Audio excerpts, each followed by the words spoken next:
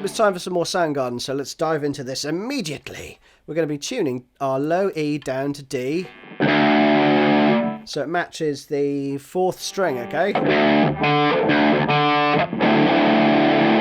And that allows you to play these 1-finger power chords, which is awesome. Big fan of that. In terms of tone, we're going with the Walrus Audio Eras. Sounds pretty good to me. Now for this tone, less is definitely more. So it's, that all needs to come out quite cleanly, right? It's not overly distorted and muddy because, you want all the chords to sound out. First riff is in 7/4. It goes like this.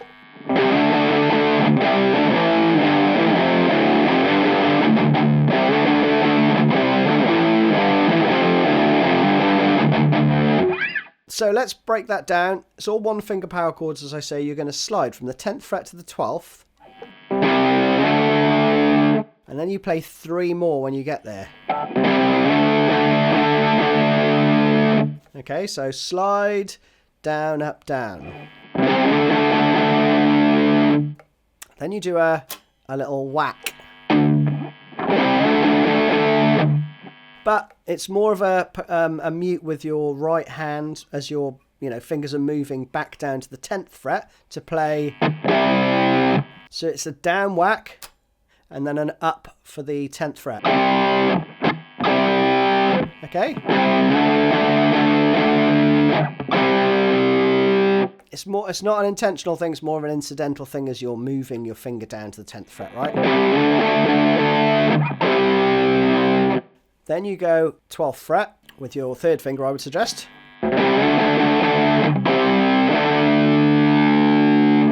And then I would go down to the 7th fret with your same finger, okay? Because then you can use your 1st finger to get the 5th fret when that comes up straight after. So that would be...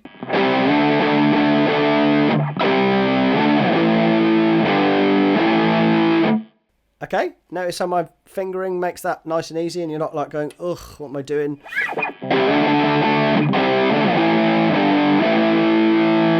So, we go 7, 5, 7. Again, slowly.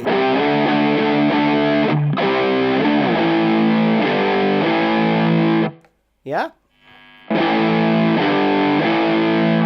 With that rhythm, then you go 3, 0. I'm using my 1st finger there. Then a slide from the 3rd to the 5th. And 2 more when you arrive there. And then 3 palm muted of the low string, right? Just 3 of those. You could include the A if you wanted. If you wanted to make it meatier. I don't think they do. I think it's just the single string, but up to you. So slowly we have 3, 4.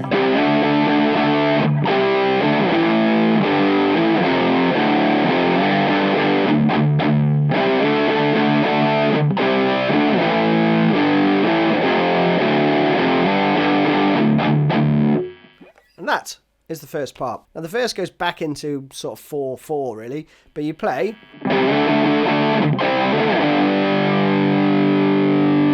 And there I'm going for the first half of the riff as per usual, right? And then I'm hitting the 5th fret with my 1st finger. And you let that ring out, and then it goes back into that intro riff. Alright, so that's really straightforward. So remember, just 5th fret for the verse part. Then you're into the chorus. Chorus goes like this.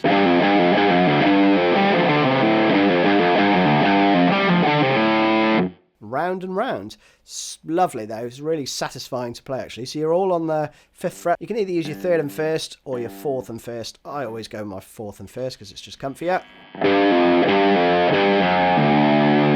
So that's the first part. And then 3 pull-offs, 5, 3, 0.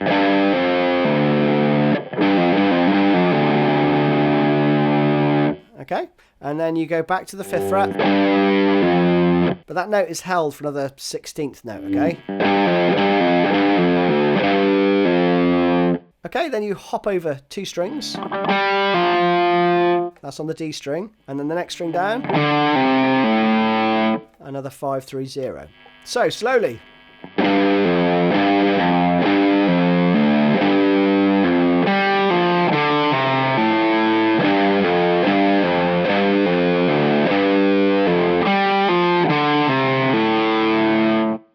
And that is it. The breakdown is again a play on that where we go.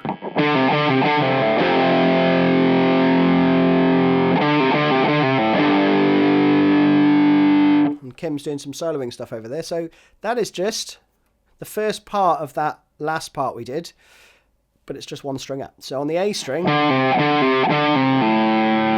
2 pull-offs, then 3 pull-offs. And you go to the 3rd fret. Second time round, you go to the 5th fret.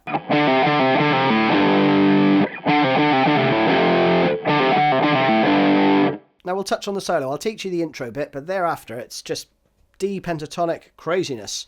So you're going to play. At that point he plays. And then the second time he plays. Brilliant. And then he's into the solo.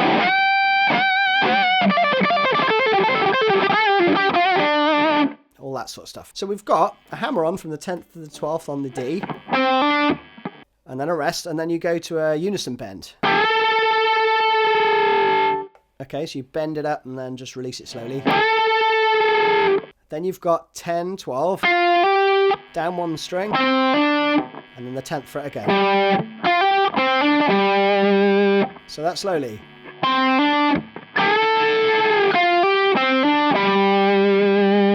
Three, 4.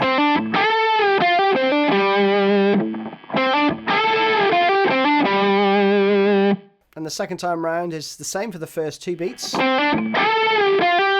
That's the same, but instead of going down, you go up. And it's 10, 13 this time. Pentatonic stuff. And there's, I think it's another unison bend. You could just play the, if you wanted, but unison if you can. And then you do a bend on the 13th fret on the E string. Now Kim's never going to play this the same way twice, and I would encourage you to just noodle in this bit. So you've got 13, 10, 13, 10, 12, 10. And 10, 12 on the next string down, right? I would just stick with those like 4 strings. I wouldn't do anything more than that. And you can play.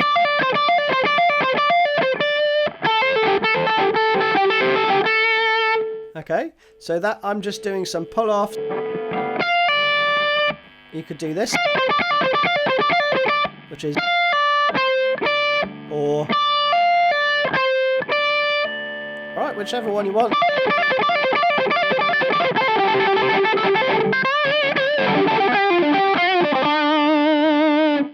And just noodle around. Then he does some bends. And there you can either bend the 12th fret while you're still holding the 13th. Very country rock. Or you can do the 13th fret. So hold the 13th fret and then bend the 13th fret on the B.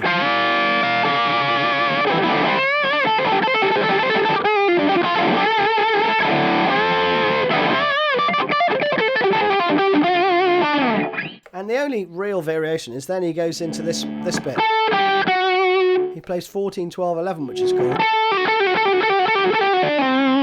He does that little lick at the end, so worth learning that because it does break out of that pentatonic shape there. So that is just. And he plays it, you know, he doesn't play it straight, right? It's not just triplets, which would be 3, 4, 1, 2, 3, 1, 2, 3. You know, he sort of holds on the 14th fret. And then he does a slide on the 10th fret to the 12th, right?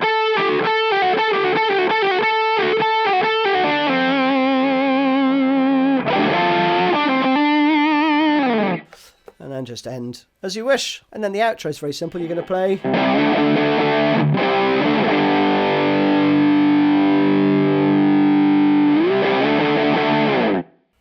That. to end. So you go down to the 5th fret as part of the sort of verse riff.